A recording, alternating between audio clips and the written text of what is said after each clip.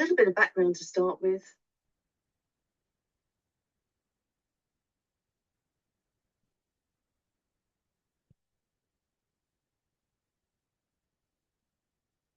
Hello. I'm going to be talking to you about minimising occupational exposure to nitrous oxide. A little bit of background to start with. The nitrous oxide, as we know, is a hazardous substance, but it falls under the COSH regulations, which are legal. They are set down in law. So there is a maximum legal limit for nitrous oxide, and that is 100 parts per million as an 8-hour time-weighted average. Entonox or Equinox contains 50% nitrous oxide and 50% oxygen. So why are we worried? Well, nitrous oxide can cause serious health problems if you are exposed regularly to or overexposed regularly. And they in turn can cause vitamin B12 deficiency, which can lead to neurological changes such as myeloneuropathy, which affects the spinal cord and peripheral nerves, some nasty anemias, such as megaloblastic anemia. There's also anecdotal evidence of infertility, spontaneous abortion, low birth weight, and prem babies. So basically, we should be controlling nitrous oxide exposure to our staff. If we put in control measures, we need to ensure that those control measures are effective. How do we do that? We need to be monitoring. So how do we monitor? Well, fixed place monitoring, where you would put a monitor in a corner or on a wall somewhere, isn't recommended within the clinical settings, such as maternity units, endoscopy theatres, dental clinics, pain, wherever, because it's not reflecting the amount that the individual staff are breathing in, and that would be in turn determining risk to health because the staff are moving around all the time. So personal monitoring is what we want to do. That can be done via two different methods. There are the passive monitors and the active monitors. Passive monitors are things like the chemical indicator tubes, where you break off or you pull off both ends, and then you have to send the tube off to be chemically analysed. There are slightly more sophisticated devices now, such as the NOD, and this measures levels against time as well, and you can upload it, and it will beep about 5 times if the TWA has been exceeded. The gold standard is the active monitor, which is the G200, which draws air in from the breathing zone where you are breathing. And that measures the levels against real time, and you can see them on the machine, what you are being exposed to. And it also, excuse me, shows you the time-weighted average. When it reaches that magic number of 100, an alarm will go off and the screen goes red. So how do we use it? The member of staff will be fitted with the machine. They can either wear it as a shoulder bag or around their waist as a bum bag. And as you see in the simplified diagram, that's a shoulder bag with the tube that is then attached to the collar or lapel, and then it's taking where you're breathing in from. Please note, do not have mobile phones on your person within about 2 feet of a mobile phone, because any data that comes through actually shows up as nitrous oxide, so you'll get false positives. I have a form that I complete, and I also ask the clinician to complete. I want to know when the Entonox was started and stopped, whether there was light or heavy use, when the clinician left the room for probably 10 to 15 minutes or more. That gives me evidence, so I can see the peaks and the troughs against what I would be expecting.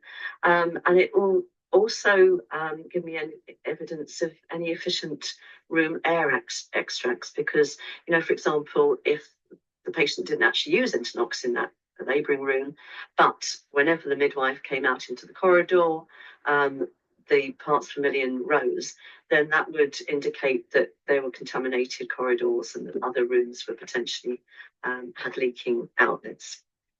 So factors affecting those results. How long was the Entonox or Equinox being used for during labour and also during suturing?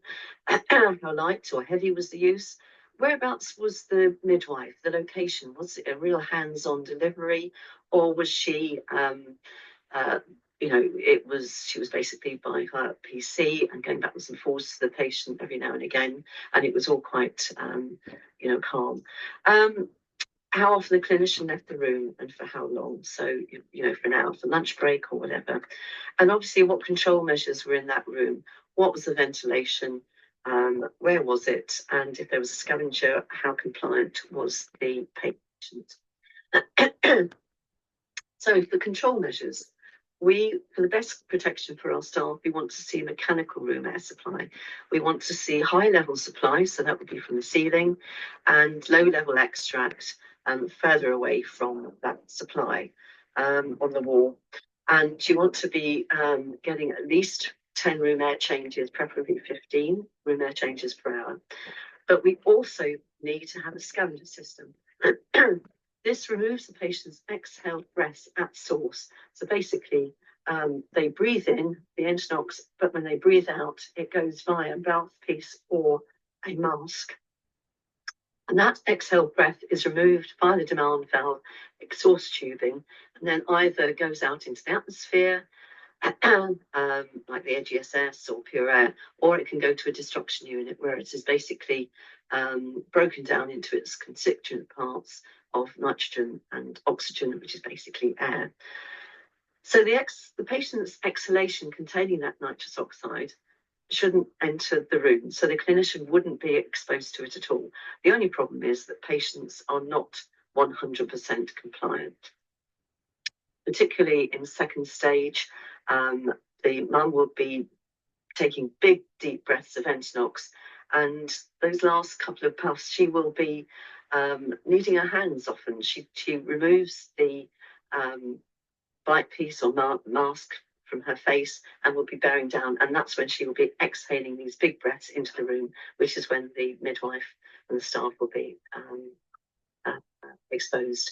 Here's some pretty pictures of scavengers. Top left-hand corner, we have the HSS system, which you're probably more familiar with in theatres. That is connected to, there's an air brake that then is connected via tubing to the demand valve. So this is where the exhale breath goes. Top right is the mobile destruction unit, which is about the size of an underbench fridge. Bottom left is what you might find in dental theatres, which is the mini scav. And the Pure Air 750 is individual to each room, and that goes off to, that's exhausted to the atmosphere or wherever. So 3 cases I want to discuss in maternity units. The first case was in a midwife-led unit. There was no mechanical air exchange and there was no scavenging in use. The Entonox had been in use for several hours before I arrived, and I noticed that there were already high levels of nitrous oxide in the corridor and in the office where I set the midwife up, which was opposite the room where she was working. And in the office, it was already at 300 parts per million. The midwife went back to the patient, and within 20 minutes of being in that room, she had received her maximum allowance for the day, for the shift, as 100 parts per million for TWA. And within the first hour, she was already 3 times over her legal limit. Her 15-minute average peak was up at 3,000, which is a lot of nitrous oxide. Now, when the delivery had finished and the mother was moved out of the room, I went back in to check that the outlets, the terminal units, weren't leaking, and they weren't leaking. However, a lot of the other birthing rooms, the terminal units, were leaking, and there was a room that had a redundant terminal unit in it, which was being used by clerical staff, and that was being used daily, and that was leaking a lot. So that would have been very dangerous for that member of staff. Second case, there was no mechanical air supply, but the MDU, the scavenger, was in use. Now, I was actually in the room for the whole of this delivery. Mother used Entonox for an hour, nearly an hour and a half. An hour and a quarter. The midwife, however, received 75% of her daily allowance within that short period of time. So the 8-hour TWA was 75 parts per million. However, her 15-minute average peak was 500. So compare that with the 3,000 of the case before. Case 3 had, again, I was in the room for the whole of this delivery. This had mechanical air supply, it had high-level supply in the ceiling and low-level extract on the other side of the bed. There were more than 15 room air changes per hour, and the MDU was in use. The mother used the Entonox for an hour, and in that time, the G200 didn't detect any nitrous oxide at all. It was 0 parts per million. So much so that I believed that it couldn't have been working. So at the end, when the patient was moved out of the room and it was clear, I checked with the Entonox test button, checked the G200, and it was working. I got results. So that was 0 parts per million. The midwife in that case was next to the supply air, and the room extract was on the other side of the bed, and there was good room placement of furniture, which I'll discuss in a minute. Now, in all 3 cases, the mothers were using Entonox heavily, and these might be extreme cases that I've used, but they are typical for the environmental controls in place. So the actions that were taken by that particular hospital, the leaking terminals on the birthing unit were replaced that evening, and I retested the following day. They hired in mobile destruction units, and then on their labour ward, which was a separate unit, where they had a few rooms that had mechanical air supply, over 10 room air changes per hour. And they could use an MDU. That's where they offered Entonox. Labouring mothers were told and reminded to exhale into the demand valve bite piece, and then they planned and scoped for all rooms to have mechanical air supply, and they were all fitted with scavenger systems, either PRS over 50 or ADSS. I like to recommend that a smoke generator is used. Now, states can do this. Which can show visualization of air currents. And that is really good for confirming your clean air pathway, and you can rearrange your furniture depending on what you're seeing within that room. So considerations as far as your room air furniture is concerned. Place the bed head near to the room extract grill. Place computers, the PC, the baby monitor nearer to the fresh air supply grill, because that's where the midwife is going to be spending most of her time. She's going to be going backwards and forwards to the patient.